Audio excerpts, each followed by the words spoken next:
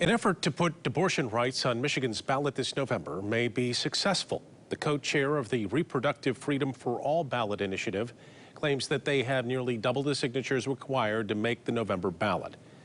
News 8's Byron Tollefson joins us now live with what would happen next. Brian, the group has not officially confirmed how many signatures they have. A representative tells me that on Monday they will officially announce the number of people who have signed their ballot initiative. On Monday, Reproductive Freedom for All needs to submit at least 425,059 signatures in order to make the ballot this November. In a statement to News 8, the group says they've seen, quote, an unprecedented outpouring of support for reproductive freedom for all since the leaked opinion overturning Roe v. Wade. And, quote, the momentum for this ballot measure and the strength of our statewide network of volunteers is only growing. If the effort makes the ballot and passes, it would guarantee a state constitutional right to reproductive freedom, ensuring women can make decisions on birth control, abortion, prenatal care, and childbirth. Abortions after fetal viability, also known as late-term abortions, would only be allowed to protect the life or health of the mother.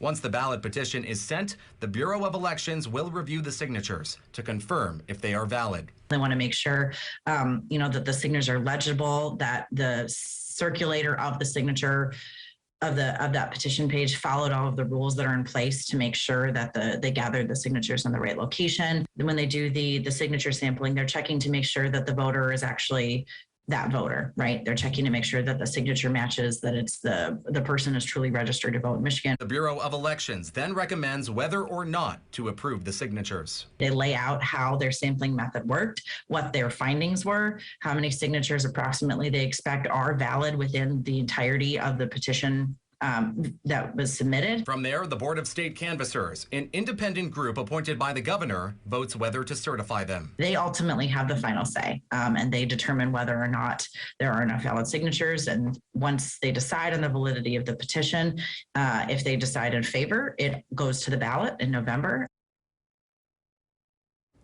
Wimmer says that when the Bureau of Elections reviews the signatures, it only goes through a sample of them, typically around 500.